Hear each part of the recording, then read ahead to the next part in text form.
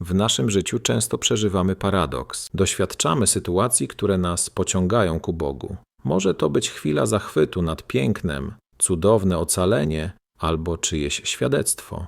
Wydaje się, że zaczynamy wierzyć, otwierać się, iść ku Niemu. Ale jednocześnie pojawia się w nas pewien opór, jakby jakaś wewnętrzna bariera, która nie pozwala nam całkowicie się oddać. To doświadczenie nie jest oznaką duchowej porażki, lecz głęboko ludzką reakcją. Każdy człowiek nosi w sobie pragnienie Boga, tęsknotę za czymś większym, za miłością, która nie rani, za prawdą, która nie zawodzi.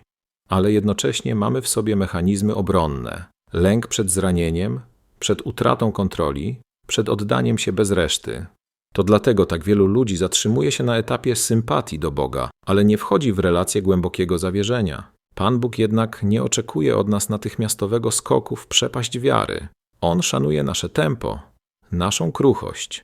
Wie, że czasem potrzebujemy najpierw doświadczyć własnego zagubienia, by zatęsknić na prawdę. I to jest właśnie klucz. Ta głęboka tęsknota, która rodzi się w sercu, gdy wszystko inne nas zawiodło. To ona prowadzi do prawdziwego spotkania. Augustyn napisał: niespokojne jest serce nasze, dopóki nie spocznie w Tobie, Boże. I właśnie to niespokojne serce, które nie daje nam spokoju, nawet gdy racjonalizujemy i uciekamy, jest znakiem Bożej obecności. Ono nie pozwala nam się zadowolić powierzchowną wiarą, pustym rytuałem, teoretycznym poznaniem. Wzywa nas do głębi. Jeśli dziś czujesz, że coś w tobie się waha, ale jednocześnie gdzieś w środku tęsknisz za czymś większym, za sensem, za pokojem, za bliskością, to nie lekceważ tej tęsknoty. To może być głos Boga, który mówi: nie musisz rozumieć wszystkiego, wystarczy, że pragniesz.